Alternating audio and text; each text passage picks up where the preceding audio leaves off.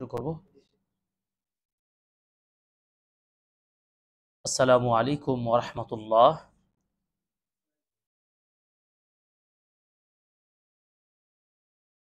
আলহামদুলিল্লাহিল্লাযী যিল জালালি ওয়াল ইকরাম আল্লাযী বিনি'মাতিহি ওয়া তাওফীকিহি তাতিম্মুস সালিহাত আল্লাযী লাম ইয়ালিদ ওয়া লাম ইউলাদ ওয়া লাম ইয়াকুল লাহু কুফুয়ান আহাদ। আর রহমানুর রহিম আল জাওয়াদুল কারীম আল গনিয়ুল হামিদ আল কারীমুল ওয়াহ্হাব আল মান্নান আল হাইয়ুল কাইয়্যুম আল কাবিদুল বাসিত المقدم المؤخر الحكم العدل الصمد اللطيف الخبير مجيب المضطر إذا دعاه كاشف الضر والسوء الذي بيده ملكوت كل شيء وهو يجير ولا يجار عليه والصلاة والسلام على المبعوث إلى الناس كافة بشيرا ونذيرا وجاعيا إلى الله بإذنه وسراجا منيرا أما بعد فإن ذكر الله تعالى من أجل ما يتقرب به العبد إلى مولاه ويشغل به نفسه. قال الله سبحانه وتعالى في كلام المجيد: أعوذ بالله من الشيطان الرجيم والذاكرين الله كثيرا والذاكرات أعد الله لهم مغفرة وأجرا عظيما. وقال سبحانه وتعالى: اقرأ باسم ربك الذي خلق.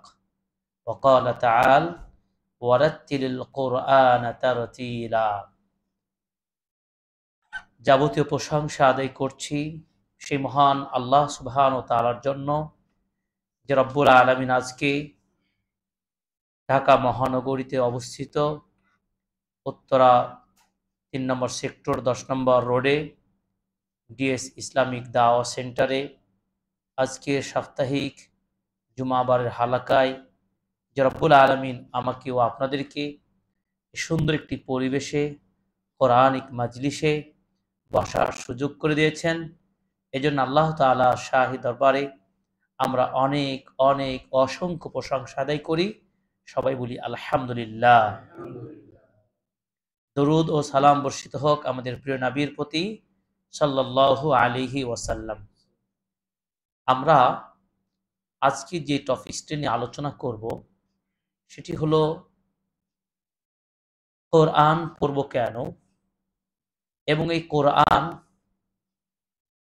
জানতে, শিখতে, আয়ত্ত করতে কোন মূলনীতিগুলো ফলো করব, তথা কিভাবে কোরআনকে আমরা যথাযথভাবে সংরক্ষণ করতে সক্ষম হব। কোরআন পাঠের প্রয়োজনীয়তা, সাথে সাথে কোরআনকে শিক্ষা এবং শেখানোর গুরুত্ব, তাৎপর্য ও মূলনীতিগুলো সংক্ষিপ্ত আলোচনার প্রয়াস পাবো ইনশাআল্লাহ। উপস্থিত প্রিয় দর্শকদের দৃষ্টিতে বলবো, আমরা যে আলোচনাগুলো করব অত্যন্ত মনোযোগ দিয়ে শুনবেন। আলোচনা শেষে আপনাদের কুইজ পর্ব হবে ইনশাআল্লাহ, সেখানে আপনাদের প্রশ্নোত্তরের সুযোগ করে দেওয়া হবে। বিজয়ীদেরকে আমরা পুরস্কৃত করব ইনশাআল্লাহ। অনলাইনে যারা আমাদেরকে দেখছেন ডিএস সেন্টার থেকে, আপনারা আমাদের আলোচনাটুকু নিজে শুনে লাইক শেয়ার করে দিয়ে অন্যকে শোনার সুযোগ করে দিবেন ইনশাআল্লাহ। কোরআন, কোরআন কি? কোরআন হলো আল্লাহ সুবহানাহু ওয়া তাআলার কালামুল্লাহ, বাণী।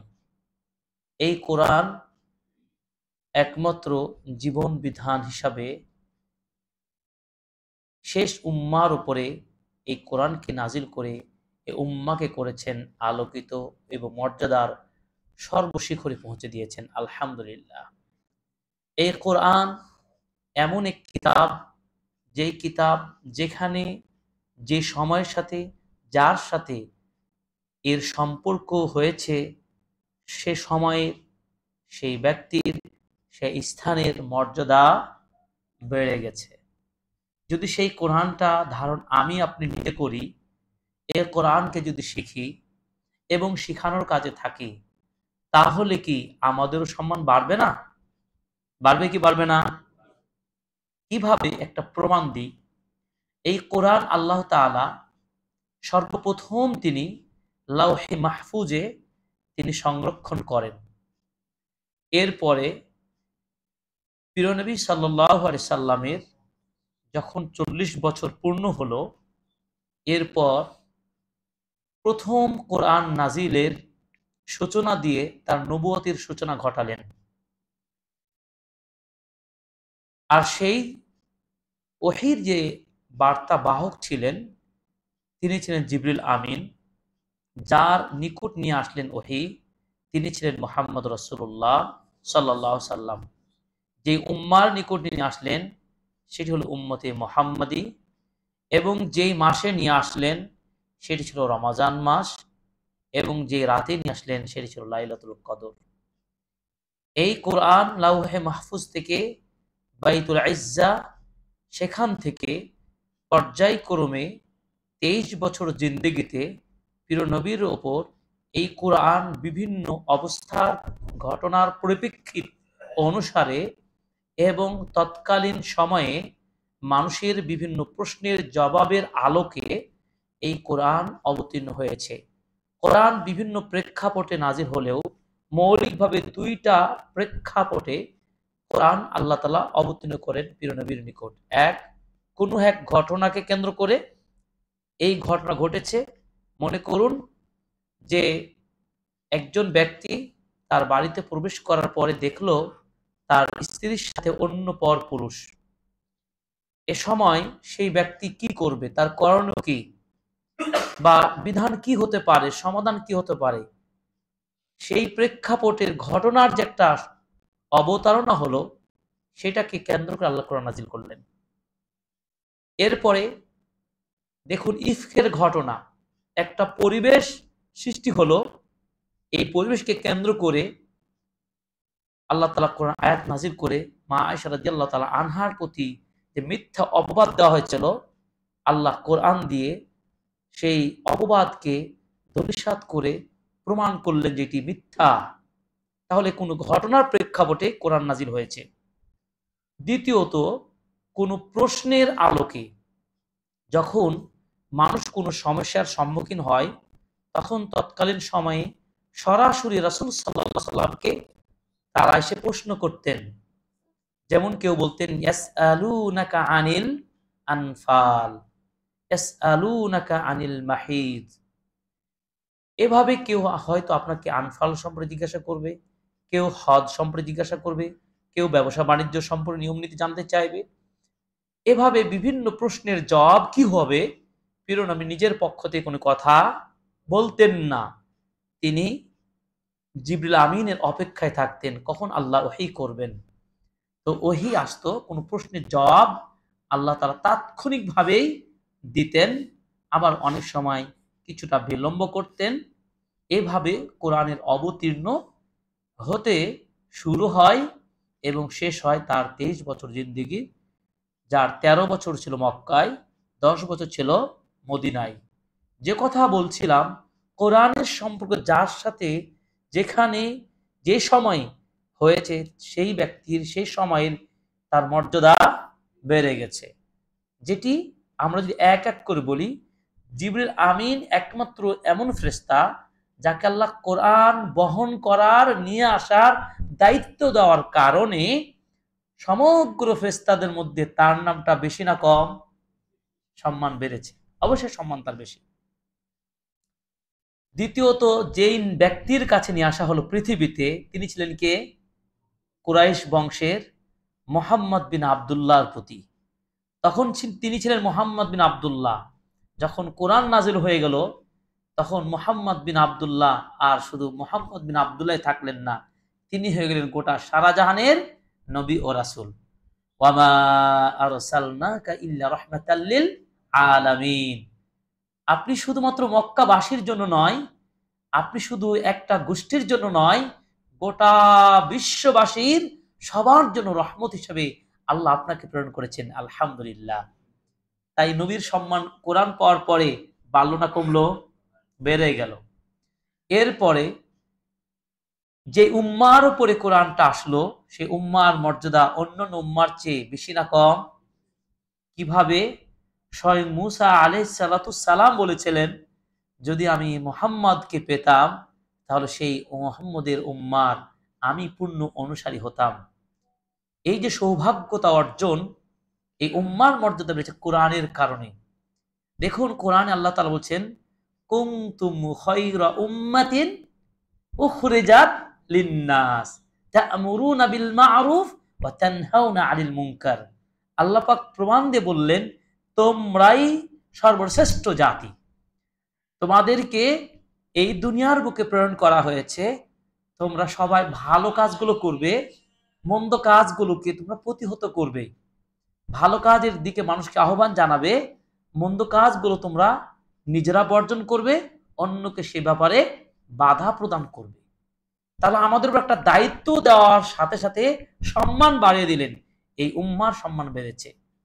যেই মাসে কোরআনটা নাজিল হলো সেই পুরো মাসের মর্যাদা বেড়ে গেল। সুবহানাল্লাহ।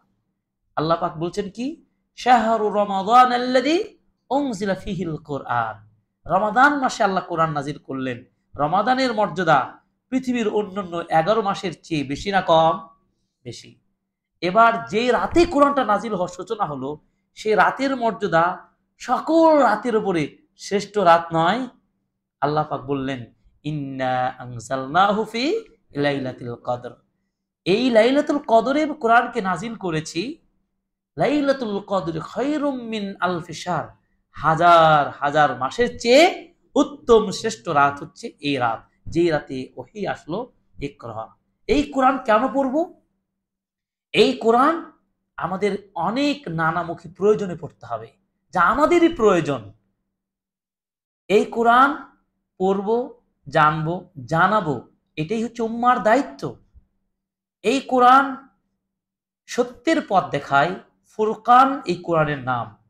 এই কোরআনের একাধিক নাম পাবেন, হুদা, নূর, মাজিদ, এভাবে ফুরকান একাধিক নাম রয়েছে।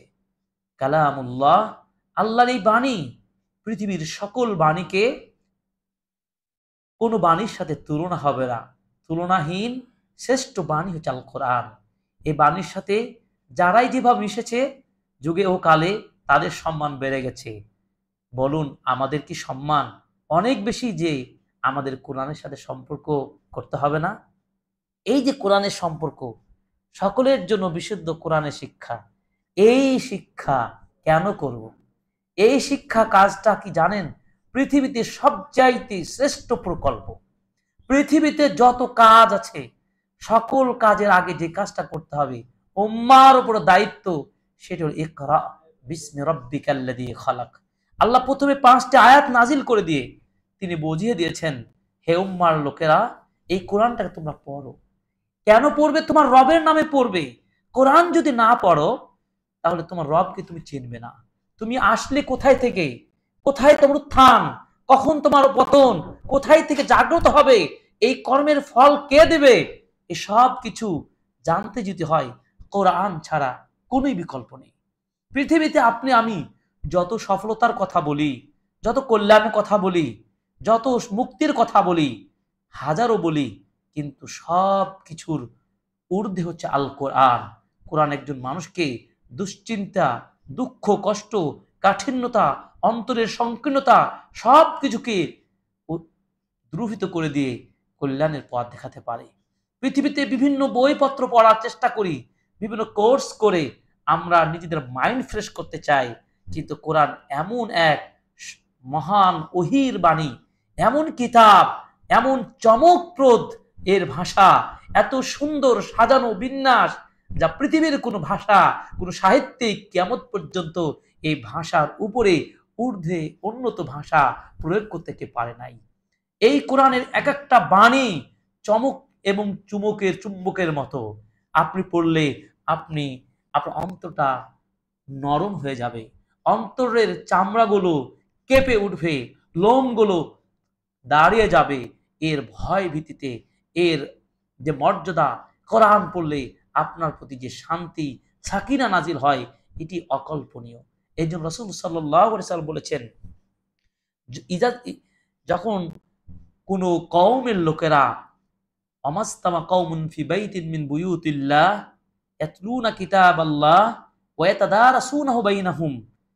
যখন আল্লাহর বান্দারা কোন একটা মজলিসে ক্লাসে বসে গিয়ে আল্লাহর কিতাব স্টাডি করে, তেলাওয়াত করে, তখন আল্লাহ তাআলা তাদের প্রতি 4টা প্রাইজ পুরস্কার হাতে নাতে দেন। এক, আনজালাত আলাইহিমুস সাকিনাহ, ওই মজলিসের উপরে আল্লাহর বিশেষ প্রশান্তি অবতীর্ণ হতে থাকে। বলুন আলহামদুলিল্লাহ। পৃথিবীর কোন ধর্মগ্রন্থ বলেন, কোন সাহিত্য বলেন, কোন লেখক বলেন, কেউ কি বলতে পারে তাদের এই পত্রিকা, তাদের এই বই, তাদের এই গ্রন্থ পাঠের ওই মজলিসে, ওই সেমিনারে, ওই বইপত্র বা প্রবন্ধ পড়ার কারণে বিশেষ রহমত নাজিল হবে?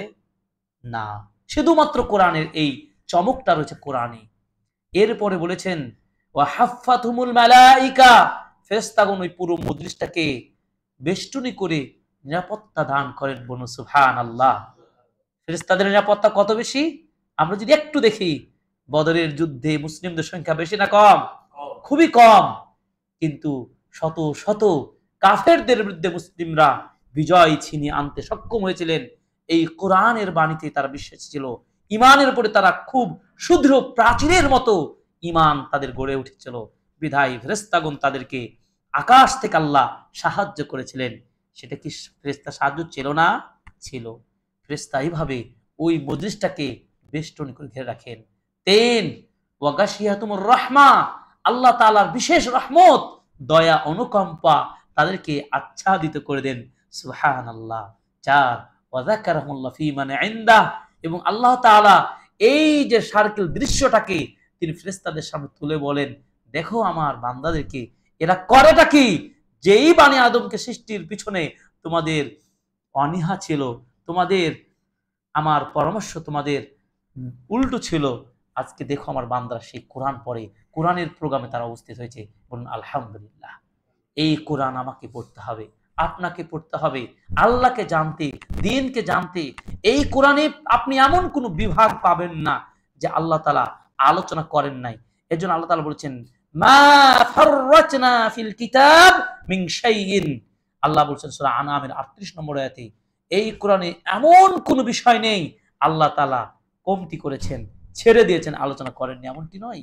এখানে অর্থনীতি বলেন, সমাজনীতি বলেন, রাষ্ট্রনীতি বলেন, সকল বিষয়ে, পারিবারিক জীবন এবং রাষ্ট্রীয় আইন এবং অপরাধীদের শাস্তির বিধান এবং কৃষি, ক্ষেত খামার, ব্যবসা বাণিজ্য, সকল বিভাগের সমাধান, পূর্ণাঙ্গ সমাধান আল কোরআনে আল্লাহ দিয়েছেন।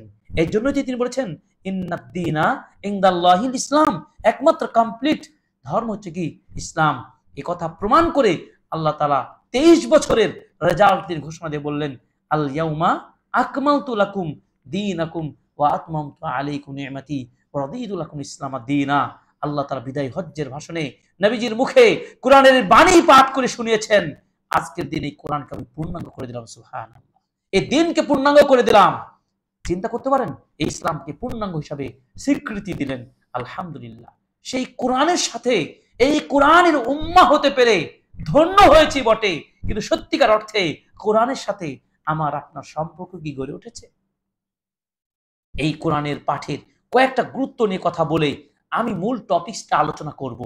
সেটা কি, যে কোরআনকে কিভাবে আয়ত্ত করব, কিভাবে কোরআনের গভীরে আমরা অনুপ্রবেশ করে এই কোরআনের স্বাদ আস্বাদন করতে পারবো।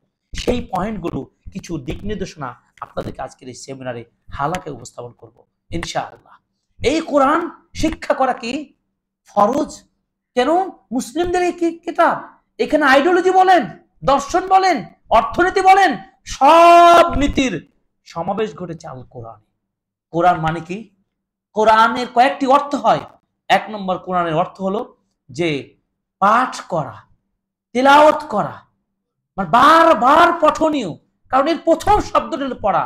ইকরা বিসমি রাব্বিকাল্লাযী খালাক, যেই স্রষ্টা আপনাকে সৃষ্টি করেছেন সেই রবের নামে, সৃষ্টিকর্তার নামে আপনি কোরআন পড়ুন। এই বারবার যেহেতু কোরআন পড়া হয়, তাই কোরআন মানে বারবার পঠনীয় কিতাব আল কোরআন। এই কিতাব যখন নাযিল হচ্ছে নবীর প্রতি, নবী কোরআনকে সংগ্রহ করার জন্য তিনি কি খুব তাড়াহুড়া করছিলেন। এই জন্য আল্লাহ তাআলা ঘোষণা দিয়ে বললেন সূরা কিয়ামা 75 নম্বর সূরা 16-19 নম্বর আয়াতে আল্লাহ পাক বলেছেন লা তুহাররিক বিহি লিসানাকা লিতাআজালা বিহি ইন্না আলাইনা জামআহু ওয়া কুরআনা। হে নবী, আপনি আপনার জিহ্বাকে তাড়াহুড়া করেন না, হেফজ করার জন্য ব্যস্ত হেন না। এর দায়িত্ব সংরক্ষণ আপনাকে মুখস্থ করে দেওয়া, সংরক্ষণ করে দেওয়ার দায়িত্ব আমার। সুবহানাল্লাহ। এরপরে কি হলো? এই কোরআন মানে বারবার পড়া। এই জন্য আল্লাহ তাআলা ঘোষণা বললেন, ওয়ারাত্তিল কুরআনা তারতিলা। কোরআনকে যথাযথ হক আদায় করে তোমরা পড়ো। হে নবী, আপনি ঘুম থেকে উঠুন, কুম ফাআনজির ইয়া আইয়ুহাল মুযাম্মিল। এভাবে আল্লাহ তাআলা সূরাতুল মুযাম্মিলের প্রথম আয়াতগুলো তিনি মুযাম্মিল বললেন, প্রিয় নবীকে বললেন, আপনার চাদর আবৃত পোশাক, আপনি ঘুম থেকে উঠুন, জাগ্রত হন, আপনি কোরআন পড়ুন, তাদের জ্ঞান করুন। সুবহানাল্লাহ। এই ছিল আমাদের নবীর আদর্শ। সুবহানাল্লাহ। এই কোরআনের সাথে আপনাকে সম্পর্ক করতে হবে। এই কোরআন মানে আরেকটি অর্থ কি জানুন? কোরআনের আরেকটি অর্থ জমা, জমা করা, একত্রিত করা। কারণ এইটা এমন কিতাব যে কিতাবে মানব জীবনের যা প্রয়োজন বিধিবিধান, সকল আহকাম বিধিবিধান, সবকিছু সংবিধান আল কোরআন সবগুলো জমা করে দিয়েছেন একটি কিতাবে, সেটা হল আল কোরআন। এই অর্থে কি কোরআন মানে কি? জমা। কোরআনের আরেকটি অর্থ হলো সদৃশ্য। যেহেতু কোরআনের এক অংশ অপর অংশের সাথে কোনো না কোনো ভাবে মিল রয়েছে, ম্যাচ রয়েছে, সাদৃশ্য রয়েছে, এই জন্য কোরআনের আরেকটি অর্থ হতে পারে সদৃশ্য, অর্থ হতে পারে কোরআনের আরেকটি অর্থ হতে পারে বিন্যস্ত করা, মিলিত করা। যেহেতু কোরআনের এক আয়াত ও সূরাকে একটি আরেকটির সাথে কি মিলে দেওয়া হয়, বিন্যস্ত করে সাজানো হয়েছে, একটার সাথে আরেকটা কি চেইনের মতো করে। সূরা ফাতিহা, এরপর সূরাতুল বাকারা, এরপর সূরা আলে ইমরান, সূরাতুন নিসা। এই যে একটার পর একটা ধারার সাজানো, এটা কিভাবে সম্ভব হয়েছে? এবার আসুন খুবই সংক্ষিপ্ত ভাবে আমি পুরো কোরআনটা নিয়ে আপনাদেরকে একটা ইনফরমেশন দিতে চাচ্ছি। এই কোরআনটা যখন নাযিল শুরু হলো, তখন কি হলো? এই কোরআনের সুমধুর বাণী, আল্লাহু আকবার, সেই সময় প্রিয় নবীর তিলাওয়াত শুনে মানুষেরা, কাফেররা পর্যন্ত অদ্ভুত এই কোরআন তেলাওয়াত শুনতো। এর আকর্ষণ এত বেশি আকর্ষণ, আজও দেখবেন কোরআন পড়লে একজন নাস্তিক পর্যন্ত তার হৃদয়টা কম্পিত হওয়ার পরিবেশ তৈরি হয়ে যায়। আপনিও যখন গাড়িতে, বিমানে চলবেন, যখন তেলাওয়াতগুলো শুনেন, অন্তর প্রকম্পিত হয় না? মনের মধ্যে একটা আনন্দ চলে আসে। এই জন্য আল্লাহ তাআলা নিজে প্রমাণ করেছেন, সূরাতুল আনফালে বলেছেন যে কোরআন যখন তেলাওয়াত করা হয়, ওয়াইদা তুলিয়াত আলাইহিম, যখন কোরআনটা তাদের নিকট তেলাওয়াত করা হয়, তখন তাদের অন্তরটা প্রকম্পিত হয় এবং তাদের ঈমানটা বৃদ্ধি পায়। সেই কিতাব নিয়ে কথা বলছি। সেই কিতাবের সাথে আমাকে আপনার থাকতে হবে। এভাবে ইকরা দিয়ে শুরু হলো, পর্যায়ক্রমে এই কিতাব নাজিল হয়ে 114টি সূরাতে রূপান্তরিত হলো। এই 114টি সূরা, তার মধ্যে 86টা ছিল মাক্কি সূরা আর 28টি ছিল মাদানী সূরা। হিজরতের পূর্বে যে সূরাগুলো নাজিল হয় সেগুলো ছিল মাক্কি, হিজরতের পরে যেগুলো ছিল সেগুলো মাদানী। এই 114টি সূরাকে 30টি জুজ পাড়ায় সাজানো হয়েছে এবং এই 30টি পাড়ার মধ্যে প্রত্যেক পাড়া দুইটি করে হিজব রয়েছে। এই হিজবের বিষয়টা হলো সৌদি আরবের যে মুসহাবে মদিনা, সৌদি আরবে যে কোরআনগুলো পাওয়া যায়, সেই কোরআনগুলোতে জুজ, এক জুজকে 2 হিজবে ভাগ করা হয়েছে, অর্থাৎ 30 পাড়াকে 60টি হিজবের মাধ্যমে সীমাবদ্ধ করা হয়েছে এবং প্রত্যেকটা হিজবকে আবার 1/4 করে ভাগ করা হয়েছে। এটাকে রুবু বলা হয়। আমরা মদিনা বিশ্ববিদ্যালয়ে যখন পড়তাম, তখন প্রত্যেকটা সেমিস্টারে 1 পাড়া করে কোরআন হেফজ করা বাধ্যতামূলক। এই কোর্স কি অসাধারণ একটা সিলেবাস! মদিনা বিশ্ববিদ্যালয় শিক্ষা ব্যবস্থা সম্পর্কে আপনি যদি না জানেন, বুঝতে পারবেন না। এত আনন্দদায়, এত সমৃদ্ধ, এত সুন্দর আমরা দেশের শিক্ষা ব্যবস্থাপনায় এগুলো পাইনি। আজকে দেশের শিক্ষা ব্যবস্থা নিয়ে কথা যদি বলতে হয়, বড় দুঃখ লাগে।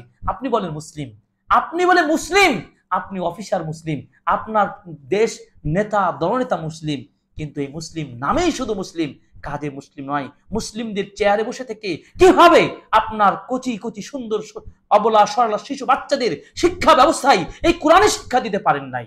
এটি কি আমাদের দুর্ভাগা জাতি নয়? এই বাংলাদেশের প্রেক্ষাপটে যেখানে আপনার 90-র উপরে মুসলিমদের অবস্থান, এই মুসলিমদের শিক্ষা ব্যবস্থায় প্রাইমারি সেক্টরে কেন কোরআন শিক্ষা থাকবে না? কেন থাকবে না? আপনি জানেন না মুসলিম হতে হলে কোরআনকে শিখতে হবে? এই শিক্ষা করা সবার উপরে অজীব। আল্লাহ রাসূল সাল্লাল্লাহু আলাইহি ওয়াসাল্লাম বলেছেন, তালাবুল ইলমি ফারিদাতুন আলা কুল্লি মুসলিম। প্রত্যেকটা মুসলিমের উপরে এই দ্বীনের জ্ঞান অর্জন করা ফরজ। দ্বীন জানেন কোথায় থেকে? দ্বীন জানতে হলে আপনাকে নাম্বার 1 কোরআনের কাছে আসতে হবে। কোরআনকে যদি আপনি বুঝতে চান, তাহলে সুন্নাহর কাছে যেতে হবে। এই জন্য সুন্নাহ জানা অপরিহার্য। এই সুন্নাহ, কোরআন এবং সুন্নাহকে কিভাবে কেন জানবেন? আমাদের নবীর মূলনীতি ছিল তিনি একটিও কথা বাড়িয়ে বলতেন না। তিনি কোন সমাজের নীতি, রাষ্ট্রনীতি, পারিবারিক নীতি, বিচার, ফয়সালা, ব্যবসা বাণিজ্য, কৃষি, ক্ষেত খামার, প্রত্যেকটা সেক্টরে, প্রত্যেকটা বিভাগে নবীজি সাল্লাল্লাহু আলাইহি সাল্লাম কোরআনের কথাই কথা বলতেন।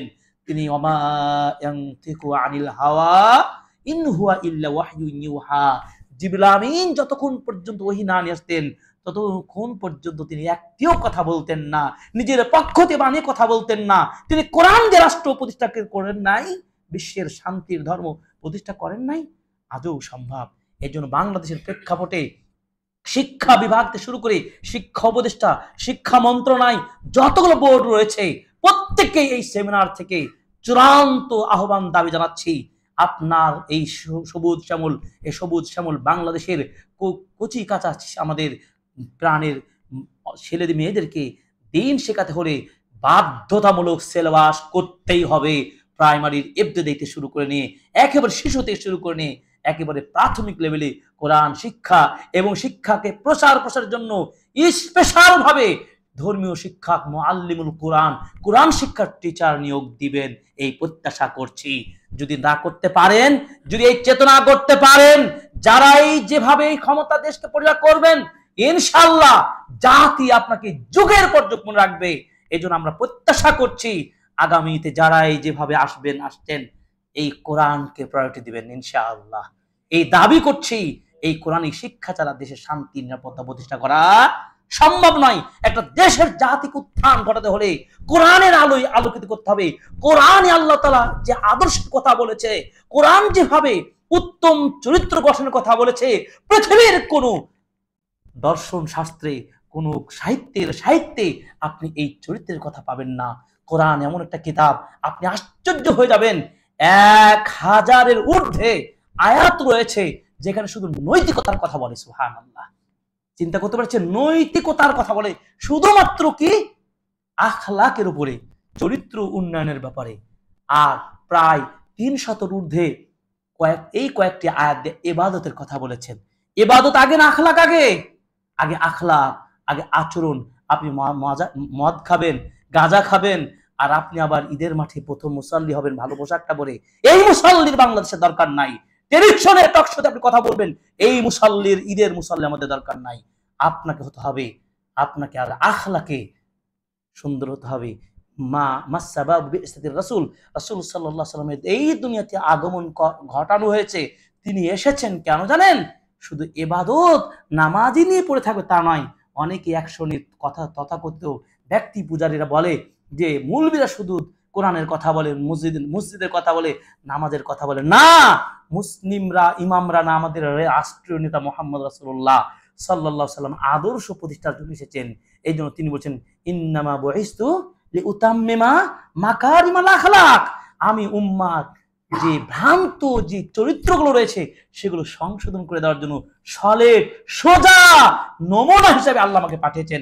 সুবহানাল্লাহ, আমি একজন টিচার হিসেবে প্রেরিত হয়েছি, যে টিচার মানুষের আখলাক শেখাবে, কে নবী মুহাম্মদ সাল্লাল্লাহু আলাইহি ওয়াসাল্লাম। চিন্তা করতে পারছেন?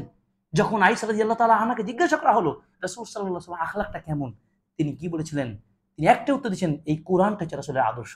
সুবহানাল্লাহ, সুবহানাল্লাহ। তাই আপনি যদি চান নৈতিকতাপূর্ণ ছাত্র গড়তে চান, নৈতিকতাপূর্ণ সন্তান গড়তে চান, আদর্শ সন্তান গড়তে চান, তাহলে অবশ্যই তো আপনাকে এই কোরআনের দাস আগে দিতে হবে, ঠিক কিনা বলেন? এই জন্য দাবিটা জানাচ্ছি যে আদর্শ সন্তান, আদর্শ নাগরিক যদি গড়তে পারেন, তাহলে গড়তে চান, তাহলে প্রাইমারি বলেন, আর ইবতেদায়ী বিভাগ বলেন, আর শিশু বিভাগ বলেন, কিন্ডারগার্টেন বলেন, সকল সেক্টর আগে কোরআন হাতে তুলে দিন। তাহলে আপনি আদর্শ নাগরিক পাবেন। এই আদর্শ নাগরিক একটা দেশকে সুন্দর, দুর্নীতিমুক্ত, রাজনীতি, দুর্নীতি, রাহাজানি, তারপর চাঁদাবাজ মুক্ত একটা সুন্দর রাষ্ট্রের নাগরিক গড়ে উঠবে। আর এই নাগরিক দিয়ে একটা শান্তিপূর্ণ নিরাপত্তা দেশ প্রতিষ্ঠা সম্ভব হবে। ইসলাম ছাড়া কোনোদিন পূর্ণাঙ্গ নিরাপত্তাপূর্ণ দেশ গঠন করতে কেউ পারবে না। আমার একটা টপিক ইচ্ছা করেছিলাম যে এই বিষয়ে কথা বলবো, দেশে শান্তি নিরাপত্তা প্রতিষ্ঠার জন্য কি করণীয়। আমি সেই টপিকটা চেঞ্জ করে দেখলাম যে এই টপিকের আগে যেটা দরকার, কোরআন শিক্ষা দরকার। এই জাতিকে আগে প্রথম সার্জারি যেটা করতে হবে, অপারেশন যেটা করতে হবে, সেটা হচ্ছে এই অন্ধপূর্ণ সমাজের ছেলে মেয়েদেরকে, অভিভাবকদেরকে আগে অন্ধত্ব দূর করে কোরআনের আলোকে আগে আলোয় আনতে হবে। এই জন্য কোরআনের প্রকল্প, বুঝতে পেরেছেন আপনারা? এই ডিএস সেন্টার এই জন্য কোরআনের প্রকল্প। আমি মনে করি ওয়েলকাম জানাচ্ছি এই সেন্টারে আপনারা যে সুন্দর একটা উদ্যোগ গ্রহণ করেছেন, আল্লাহ তাআলা কবুল করুন, আমিন। এই কোরআনের সাথে আসুন। কোরআনের সাথে আসলে আপনার সম্মান মর্যাদা কিভাবে বাড়বে আপনি কল্পনা করতে পারবেন না। কোরআনুল কারিমে আপনার 3টা বিষয়কে আল্লাহ তিজারা, ব্যবসায় উল্লেখ করেছেন। দেখুন সূরা ফাতির 29 এবং 30 নম্বর আয়াতে আল্লাহ পাক বলছেন, আউযু বিল্লাহি মিনাশ শাইতানির রাজীম, ইন্নাল্লাযীনা ইয়াতলুনা কিতাবাল্লাহি ওয়া আকামুস সালাতা ওয়া আনফাকু মিম্মা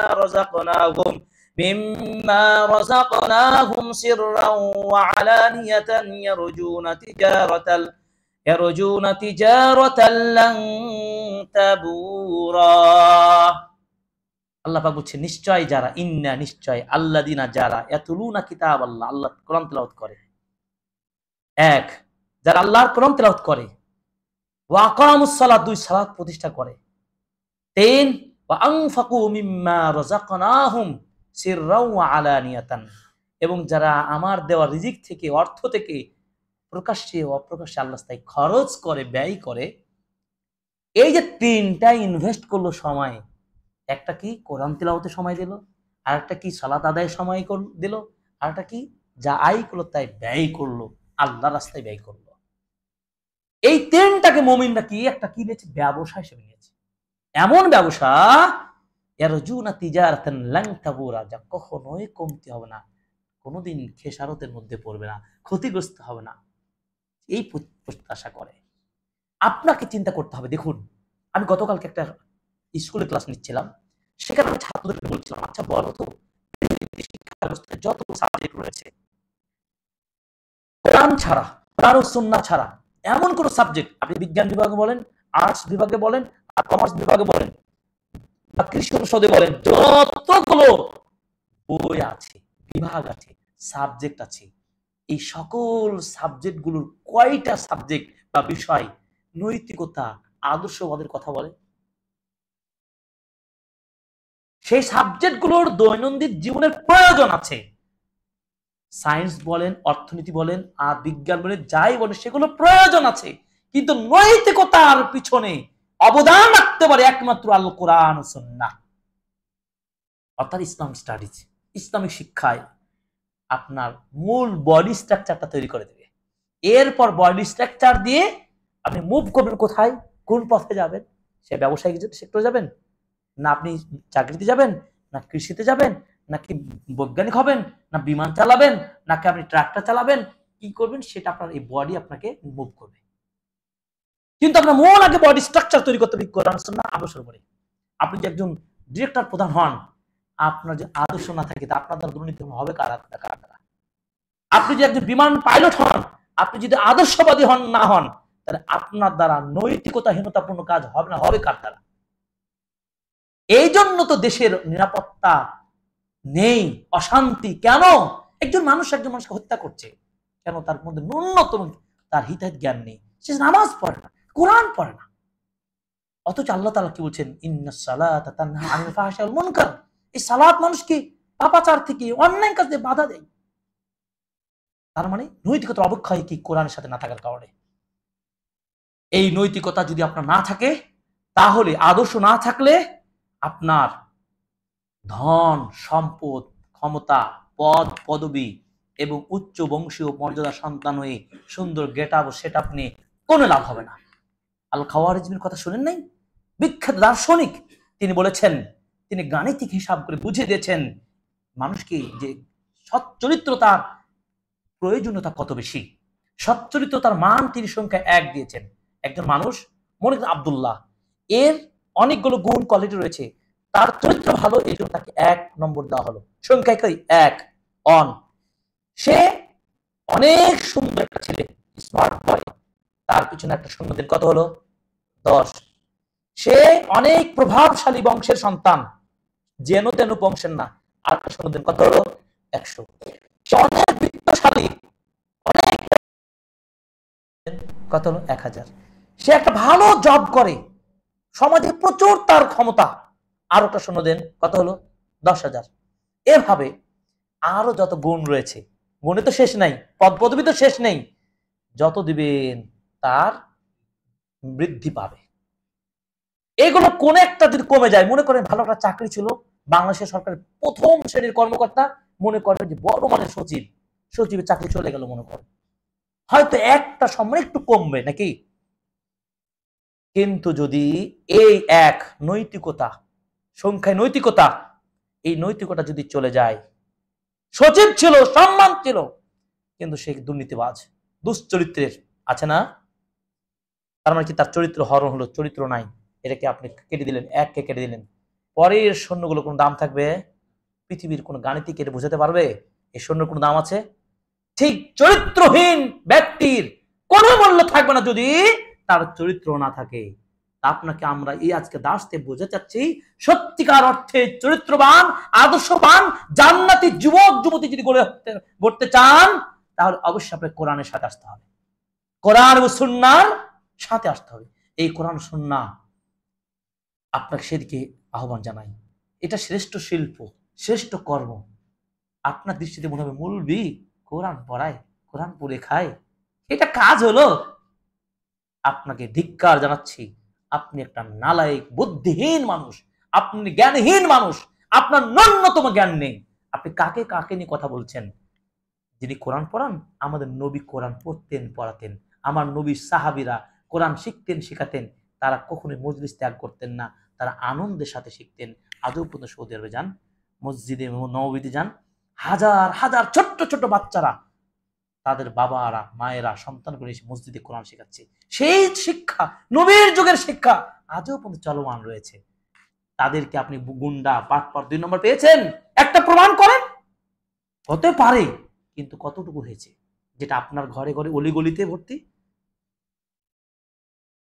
আল্লাহ রাসূল বলছেন, খায়রুকুম মান তাআল্লামাল কুরআন ওয়া আল্লামা। ওসমান বিন আফফান রাদিয়াল্লাহু তাআলা হাদিসটি বর্ণনা করছেন যে সর্বশ্রেষ্ঠ মানুষকে যে কোরআন নিজে শিখে অন্যকে শিক্ষা দেয়। সুবহানাল্লাহ। এই কোরআন যারা পড়ে, কোরআনের উপরে যারা অভিজ্ঞতা অর্জন করতে পারে, এদের সম্মান কাদের সাথে জানেন? মা'আস সাফারাতিল কিরাম আল বারারা, মহান মর্যাদাপূর্ণ ফেরেশতাদের সাথে তাদের সম্মানটা একসাথে অ্যাটাচ করে দিয়েছেন নবীজি সাল্লাল্লাহু আলাইহি ওয়াসাল্লাম। এরপর নবীজি বলছেন, কষ্ট থাকা সত্ত্বেও, বয়স হয়ে গেছে আপনার, আপনার কণ্ঠে সমস্যা, আপনার জিহ্বা তোতলা, কোরআন পড়তে পারেন না, তারপর আপনি ট্রাই করেন, পড়তে থাকেন। নবীজি বলছেন, লাহু আজরান, তার ডবল সওয়াব। সুবহানাল্লাহ, ডবল সওয়াব। নবীজি সাল্লাল্লাহু আলাইহি ওয়াসাল্লাম বলছেন, ইকরাউল কুরআন ফাইন্নাহু ইয়াতি ইয়াউমাল কিয়ামাহ শাফিয়ান লিসাহাবিহি। তুমি কোরআন পড়ো, কোরআন কিয়ামতের দিনে একমাত্র কোরআন নিজে এসে আল্লাহর নিকট তোমার পক্ষে সুপারিশ করবে। সুবহানাল্লাহ। যেদিন বাবা মাকে চিনবে না, মা তার সন্তানকে চিনবে না, দাদা চাচা কেউ কাউকে চিনবে না, সেদিন সবাই নিজের জীবন নিয়ে, নিজের ফয়সালা নিয়ে অস্থির ছোটাছুটি করবে। সেদিন আপনার সাপোর্ট দেওয়ার একমাত্র এগিয়ে আসবে কি? আল কোরআন। আমরা আমাদের সাথে সালাফদের যদি সম্পর্ক বলতে চান, সালাফদের সাথে আমাদের সম্পর্ক যদি ঠিক রাখতে চান, সালাফরা ছিলেন যুগের শ্রেষ্ঠ উম্মার লোক। নবীজি বলছেন, খায়রুল কুরুনি কারনি সুম্মাল্লাযিনা ইয়ালুনহুম সুম্মাল্লাযিনা ইয়ালুনহুম।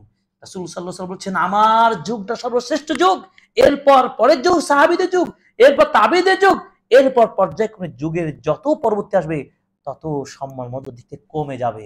তাহলে আমরা কি শেষ দিকে আছি? আর আমাদের মাথা কি? পূর্বপুরুষ সালাফগণের দর্শন দেখেন, তারা রাতে রাত জেগে যে কোরআন পড়তেন, কোরআন শিক্ষাতেন, তারা এই ধরনের হালাকাগুলো করতেন, যেটা আজও সৌদি আরবে হচ্ছে। কোনো প্রাইভেটের 1 টাকা নেবে না, জান, ফ্রি কোরআন শিক্ষার ব্যবস্থা সৌদি সরকার করেছেন। লক্ষ লক্ষ মিলিয়ন মিলিয়ন কিতাব কোরআন তারা গোটা বিশ্বে ফ্রি বিতরণ করে দিচ্ছেন। আলহামদুলিল্লাহ। আমার দেশে কি সম্ভব নয়? সব হিন্দুয়ানি নিকৃষ্ট কত কবি সাহিত্যিকদের বইকে কি ধরনের বাজে বাজে গল্প দিয়ে প্রমোট করে ছড়িয়ে দিচ্ছে, আর কোরআন বিতরণ নাই, কোরআন শিক্ষার তাসবিদের বই নাই, কোরআন শিক্ষার বইগুলোর কোনো ব্যবস্থা নাই, কোনো সেন্টার নাই। এই হাজারো ফিতনার মাঝে ডিএস সেন্টার যে চিন্তা করেছে, আমি তো ওয়েলকাম জানাই। আলহামদুলিল্লাহ। আপনাদের জন্য অনেক সুবর্ণ সুযোগ। ছাত্র হয়ে মরার চেষ্টা করবেন। পৃথিবীতে সবচেয়ে দামি ব্যক্তিকে জানেন? ছাত্র। ছাত্র জীবন আমরা তো বুঝি, ছাত্র জীবনের মতো সুখের জীবন আসলে নেই। এই কর্মজীবন আসছে এখন বুঝতে পারি। ক্লাসে ছাত্রদের বলি, আরে বাবা, এই মজলিসে বসে নিচে বসে যে পড়ার স্বাদ আর পায় না, মানে এখন যত বয়স বাড়বে তত ওই আনন্দ থেকে আমরা মুক্ত হচ্ছি। তাই আমরা ছাত্র হয়ে মরতে চাই। আমি ব্যক্তিগতভাবে কখনোই যেন মনে হয় না আমি একজন উস্তাদ, কখনো মনে হয় না আমি একজন টিচার, মনে হয় যে আমি সব সময় যেন ছাত্র, এই ছাত্র হয়ে মরতে চাই। আল্লাহ তাআলা আমাদের কবুল করুন, আমিন। এই যে এত দূর ছুটে এসেছি রাজশাহী থেকে আপনাদের কাছে, কেন? দিনটাকে জানতে ও জানাতে। কোনো ধরনের আমাদের ইচ্ছা নেই, আমাদের কোরআন সুন্নাহ দ্বীনের দাওয়াতটা ছড়িয়ে দেওয়া। আপনার সাথে আমি পরিচিত হলাম, হতে তো পারে আমার কথায় উদ্বুদ্ধ হয়ে আপনি কোরআন পড়তেন না নিয়মিত, আজকে দিয়ে পড়া শুরু করবেন। হতে তো পারে আমার বক্তব্য শুনে আপনার সন্তানটাকে কোরআনের হালাকায় ভর্তি করতে তো পারেন। আল্লাহ তাআলা কার কিভাবে দাওয়াত কবুল করেন জানি না, আল্লাহর কাছে প্রত্যাশা করি, হে আল্লাহ আমাদেরকে, আমাদের সন্তানদেরকে কবুল করুন, আমিন। এই কোরআনের কারণে সম্মান বৃদ্ধি পায়, এই কোরআনের কারণে সম্মান বৃদ্ধি পায়।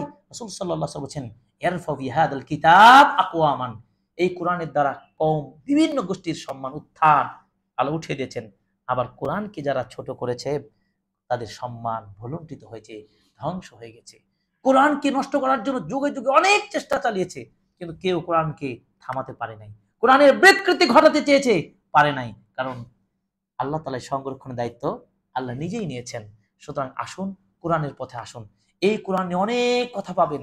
কোরআন যারা পড়ে, যারা পড়ে না, যারা মানে গুনাহগার, কোরআন পড়ে পড়ে না, এই ধরনের 4 শ্রেণীর ক্যাটাগরি আল্লাহ রাসূল বলেছেন হাদিসে। জানেন যে মুমিন 2 প্রকার।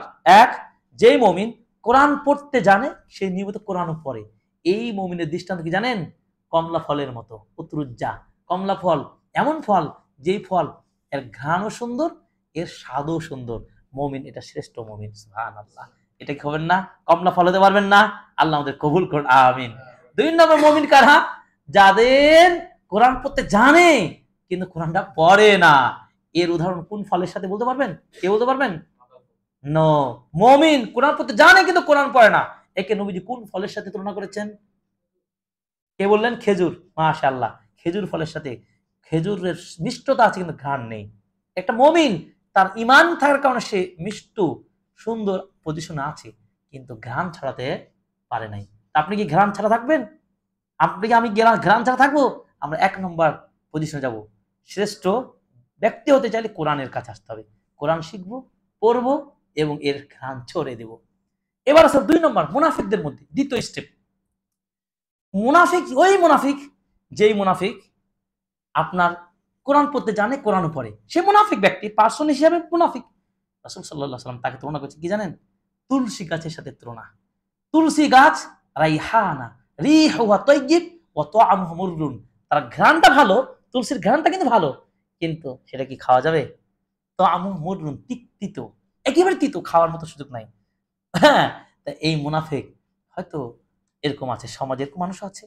আবার মুনাফিকদের আরেকটা প্যাটার্ন হলো তারা কোরআন পড়তে জানে কিন্তু পড়ে না, ঠিক মুমিনের মতো। এ হলো মাকাল ফলের মতো, না আছে ঘ্রাণ, না আছে ফলের স্বাদ, কিছুই নেই। আমাদের মধ্যে কোন শ্রেণীর ক্যাটাগরিতে আমরা পড়ি বলেন? যদি মুমিন হয় বললাম মুমিন, কিন্তু এই মুমিনকে আপডেট করতে হবে কিনা? কোরআন পড়াতে আমানত আপডেট করতে হবে। কোরআন হচ্ছে সর্বশ্রেষ্ঠ জিকির। কোরআন হচ্ছে সর্বশ্রেষ্ঠ কি? জিকির। এই জিকির যে ফাওয়ায়েদ রয়েছে আপনি কল্পনাই করতে পারবেন না, কল্পনাই করতে পারবেন না। আল্লাহ তাআলা কি বলছে দেখুন, সূরা আহজাবের 35 নম্বর আয়াতে, ওয়াযাকিরিনাল্লাহ কাসীরান ওয়াযাকিরাত। বেশি বেশি জিকির যে সমস্ত পুরুষ নারী করে, মানে কি কোরআন তেলাওয়াত বেশি বেশি করে, যারা আল্লাহকে স্মরণ করে। আল্লাহকে স্মরণ করার শ্রেষ্ঠ মাধ্যম কি? আল কোরআন। যেটা আল্লাহর বাণী নিয়ে পড়ছেন। আল্লাহু আকবার। আল্লাহ বলছেন, আ'আদ্দাল্লাহু লাহুম মাগফিরাতাও ওয়া আজরান আযীমা। এই মুমিন পুরুষ নারীদের জন্য আল্লাহ তাআলা প্রস্তুত করেছেন কি? ক্ষমা। পাপ হতে পারে, আল্লাহ ক্ষমা করে দিবেন এই কোরআনের কারণে, সুবহানাল্লাহ। ও আজরান আযীমা, এবং তিনি মহান বিশাল বড় প্রাইজ দিবেন এই কোরআনের কারণে, সুবহানাল্লাহ। প্রশ্ন হলো কোরআন কেন পড়ব? লিমাযা নাতাআল্লামুল কোরআনুল কারীম। কেন কোরআন কারীম শিখবো আমরা? কোরআনুল কারীম কেন শিখবো? 4টি লেটার খুব ভালো করে মনে রাখেন। শা, সাম্মা, সাম্মা ও শা। তামিম এটা হচ্ছে সংক্ষিপ্ত বর্ণ, যে সংক্ষিপ্ত বর্ণের পূর্ণ ওয়ার্ড আছে।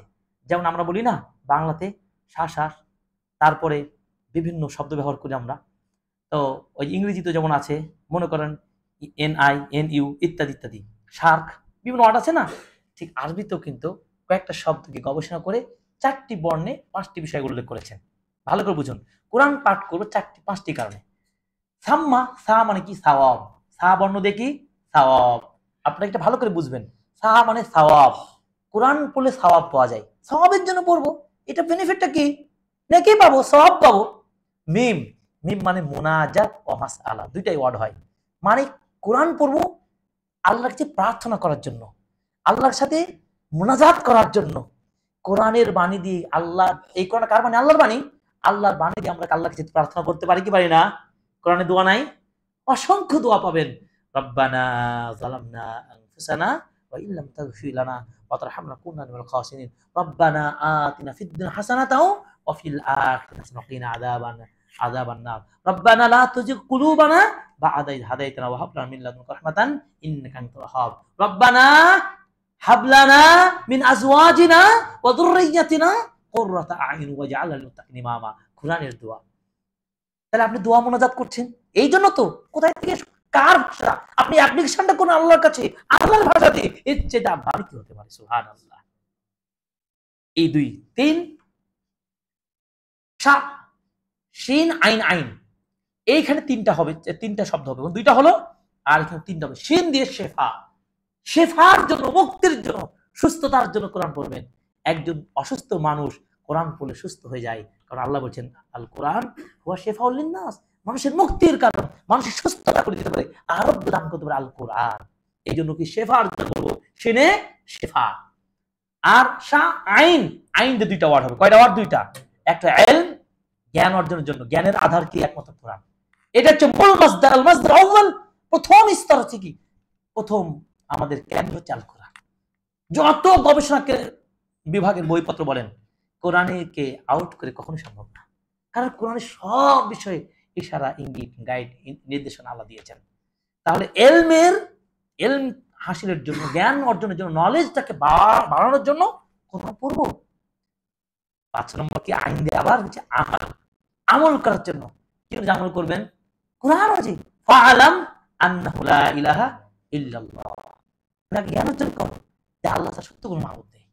এই জন্য আল্লাহ তাআলা বলছেন ইমানের সাথে আমলের সম্পর্ক করে দিয়েছেন।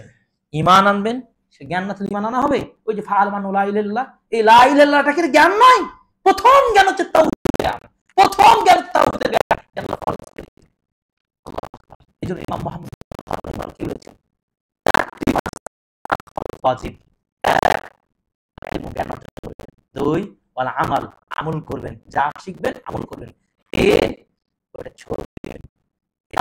ছড়িয়ে দিবেন। এই ছড়িয়ে যত রাস্তা সোশ্যাল মিডিয়াতে ছড়িয়ে দেওয়া যায়, আপনি একটা লাইক কমেন্ট করে শেয়ার করে ছড়িয়ে পারেন। আপনি আজকের বক্তব্যটা আপনি আপনার প্রিয় ভাই দেশে বিদেশে যাকে আছেন আপনি লিঙ্কটা দিয়ে দেন, শোনো আজকে ডিএস সেন্টার আলোচনা হলো কোরআন নিয়ে। কোরআন কি করতে পারে, কোরআনে আছেটা কি, সকল কিছু সমন্বয়ে একটা আলোচনা হয়েছে। এখান থেকে আসো, তুমি শুনে কোরআন পড়া শিখো, উদ্বুদ্ধ হও ইত্যাদি। কি কাজটা ভালো হবে না? না মন্দ হবে? এরপর আপনি করবেন কি? দাওয়াতটা দিলেন। 4র্থ স্টেপ হচ্ছে কি? সবর করবেন। আপনি যাকে ইনবক্স করলেন বিরক্ত হতে পারে, মেসেজ করার জায়গা পান, কি বলে এগুলো ধর্মীয়, কি দাও আছেন অনেকজন, অনেকেই বলে, অনেক গ্রুপে বলে যে না নালায়েক, একেবারে বুদ্ধিহীন এবং কি দুষ্টু প্রকৃতির, আমার ভাষা নেই, এরা এতটাই নির্লজ্জ যে ইসলামিক এই বিষয়গুলো পাওয়ার পরে এগুলো তারা কি করে? অ্যাকসেপ্ট করে না। কিন্তু তাকে যদি একটা মুভি সিনেমা দিতেন খুব খুশি হতো, যাক ঢাকা থেকে আমাকে সিনেমার সিরিয়াল দিয়েছে, নাউজুবিল্লাহ নাউজুবিল্লাহ। তো এটাও দাওয়াতি কাজ। আপনাকে কষ্ট দিতে পারে, সবর করবেন। আমান আহসানু কাওলাম মিম্মান দাআ ইলাল্লাহ ওয়া আমিলা সালিহান ওয়া ক্বালা ইন্নানি মিনাল মুসলিমিন। ওর চেয়ে দামি যে মানুষ কি নিজে আমল করে এবং আল্লাহর বাণীর দিকে আহ্বান করে। সুবহানাল্লাহ সুবহানাল্লাহ। আসুন আমরা এইভাবে জীবনটাকে সাজিয়ে তুলি কোরআনের। এবার আসুন খুবই সংক্ষিপ্ত ভাবে আমি যে কথা বলতে চেয়েছি, যে সময় আছে তো? মোটামুটি 6টা বন্ধু না? আচ্ছা, এবার আসুন, এবার আমরা বুঝতে পারলাম যে কোরআন কি শিখতেই হবে নাকি? কোরআন শিখতে হবে, যারা শিখেছি তাদের পড়তে হবে, প্রতিদিন কোরআন পড়বেন। সালাফ গুণ রাতে কোরআন তেলাওয়াত না করে কেউ পড়েন না। মিনিমাম 10 আয়াত তো পড়তেই হবে, 100 আয়াত, 10 থেকে 100 আয়াত মিনিমাম পড়ে ঘুমাবেন। উজু করে ঘুমাবেন। এই আমলটাকে আজকে থেকে একেবারে জীবনের ডায়েরিতে লিখে ফেলেন। আল্লাহ যেন তৌফিক দান করেন, আমিন। এবার আসি, এই কোরআনটাকে, কোরআনের গভীরে প্রবেশ করতে চাই। এই কোরআনের গভীরে যদি যেতে চাই তাহলে কি করতে হবে আমাদেরকে? 1 নম্বর, কোরআনকে গভীরভাবে আয়ত্ত করার জন্য 1 নম্বর মূলনীতি, ফ্রেশ মাইন্ড নিয়ে আপনি বিশুদ্ধ নিয়ত রাখবেন। সিদকুত তলাব থাকতে হবে। 1 নম্বর কি মূলনীতি বললাম?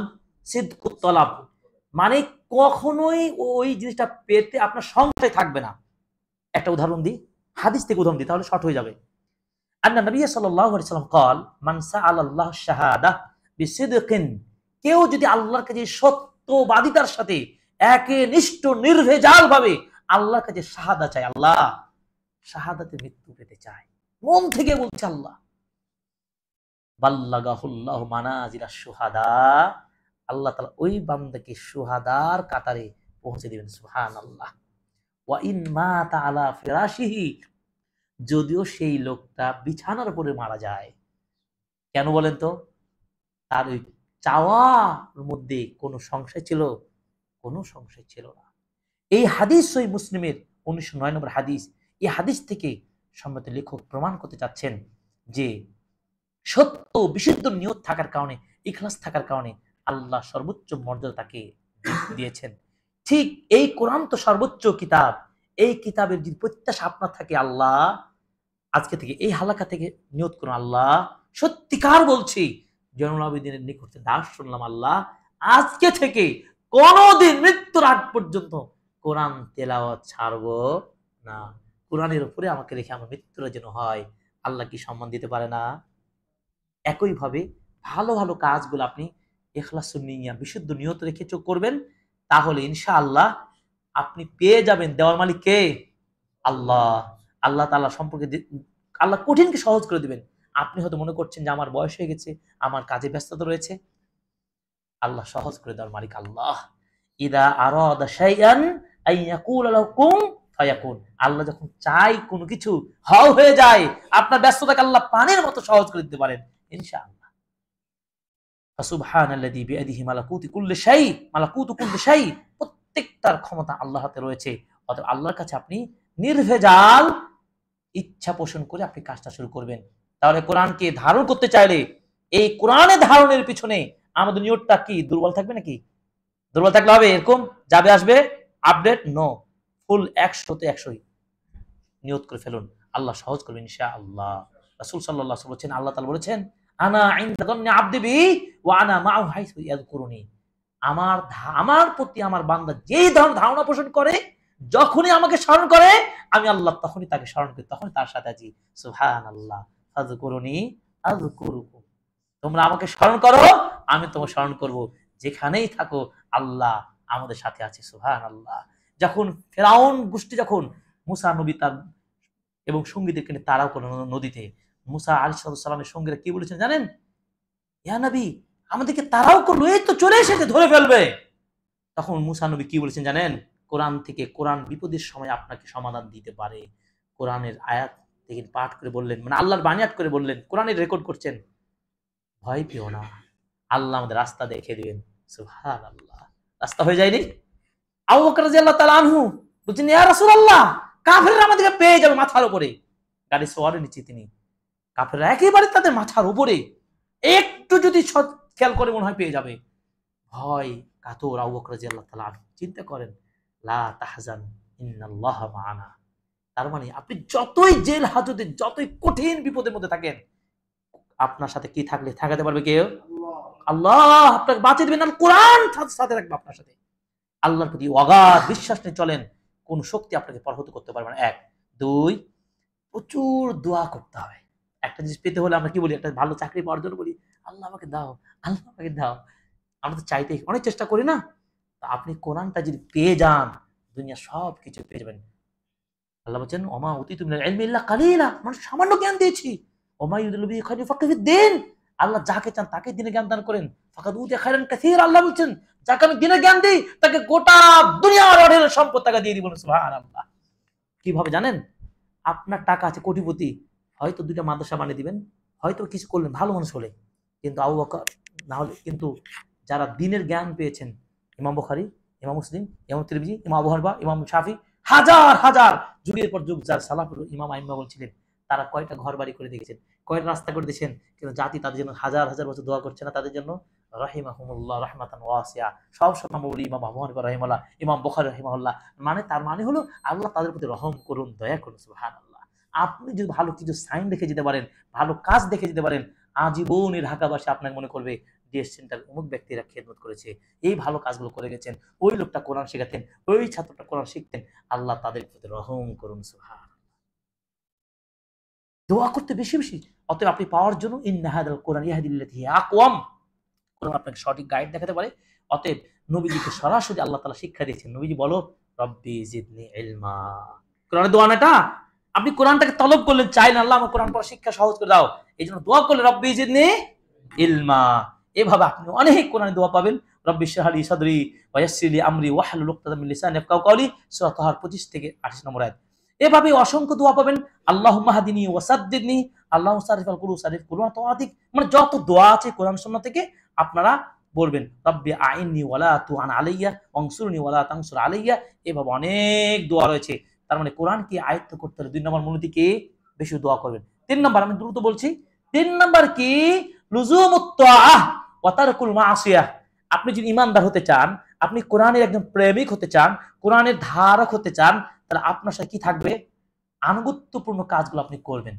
নামাজ পড়বেন, মানুষকে কোরআন শেখাবেন, দান খায়রাত করবেন, মানুষকে খাওয়াবেন, ভালো কাজের সাথে থাকবেন, আর পাপকে বর্জন করবেন। একসাথে ঘোলার সাথে, মানে ওই ভালোর সাথে মন্দ থাকতে পারে না, পাপটাকে বর্জন করতে হবে, তাহলে আল্লাহ তাআলা দিবেন। দলিল সূরা নাহল 112 নম্বর আয়াত। وضرب الله مثلا قرية كانت آمنة مطمئنة يأتيها رزقها رغدا من كل مكان فكفرت بأنعم الله فأذاقها الله لباس الجوع والخوف بما كانوا يصنعون। কি চমৎকার আয়াত! আল্লাহ তাআলা উদাহরণ দিচ্ছেন ওই গ্রামের, ওই যে আপনার অমুক নম্বর সেক্টরের জাস্ট উদাহরণ। আল্লাহ একটা উদাহরণ দিচ্ছে, ওই গ্রামের কথা দেখো, যে তারা খুব সেফ রয়েছে, খুব সেফটি এলাকা, খুবই নিরাপদ, এত নিরাপত্তা রয়েছে যে সে এলাকার মানুষের রিজিকে ভরপুর, অভাব নাই এবং কোন ধরনের ভয় নেই। চতুর্দিক থেকে ছুটে আসছে জন্য তাদের ওই এলাকায় বরকতের সীমাহীন বরকত। সুবহানাল্লাহ। কিন্তু এই বরকত চলে যায় কখন? ফাকাফারাত বিআনউমিল্লাহ। আল্লাহর নিয়ামতকে যখন অস্বীকার করলো, মানে কি পাপে জড়িয়ে পড়লো, তখন সব কিছু কি সব বিনষ্ট হয়ে চলে যায়, বরং ক্ষুধা ভয় ভীতি তাদেরকে গ্রাস করে ফেলে। তাই নিয়ামতের শুকরিয়া যখন আদায় করবেন না, তখন কিন্তু আপনার নিয়ামত চলে যাবে। এটা একটা মূলনীতি। সুতরাং আপনি যদি কোরআনটা ধারণ করতে চান, তাহলে আপনি কি আনুগত্যপূর্ণ কাজে থাকবেন, ইবাদতবন্দি করবেন, আমল করবেন, কিন্তু পাপকে আপনি কি করবেন? নো, পাপকে ক্যান্সেল, পাপ চলবে না। এই জন্য ইমাম শাফিঈ রাহিমাহুল্লাহ বলছেন কি, দেখুন মজার কথা, শাকাউতু ইলা ওয়াকি সুয়া হিফজি, আমি আমার হেফজ মেমোরিটা ভালো থাকে না, কোরআন হেফজ করি কিন্তু হেফজ থাকে না, ব্যাপারটা কি? এই একটা অভিযোগ করলাম আমার উস্তাদ ওয়াকিঈর কাছে। ওয়াকি ইবনুল জাররাহ, তখন ওয়াকি তার উস্তাদ কি বলছেন? ফারশাদানি ইলা তারকিল মাআসি। তখন তার উস্তাদ বলছেন, শোনো, কোরআন মুখস্থ থাকে না, কি করতে হবে? পাপ করবে না, পাপ ছেড়ে দাও। সুবহানাল্লাহ। অকল তখন বলছে ইন্না নূর আল্লাহ ফাদলুন, আল্লাহর আলোটা হচ্ছে একটা বিশাল দান, ও ফাদলুল্লাহ লা ইয়াহদি ইল্লা আসিন, আর আল্লাহর অনুগ্রহ কোনো অপরাধী গুনাহগারকে আল্লাহ দেয় না। তাই তুমি গুনাহ ছেড়ে দাও, মানে পাপ ছেড়ে দাও, আল্লাহ তোমার ব্রেন মেমোরিকে আল্লাহ সার্ভ করে দেয়। সুবহানাল্লাহ। তাহলে কোরআনকে ধারণ করতে হলে এই মূলনীতিগুলো সালাফদের মতো আগাতে হবে। আজান তো হয়ে গেল।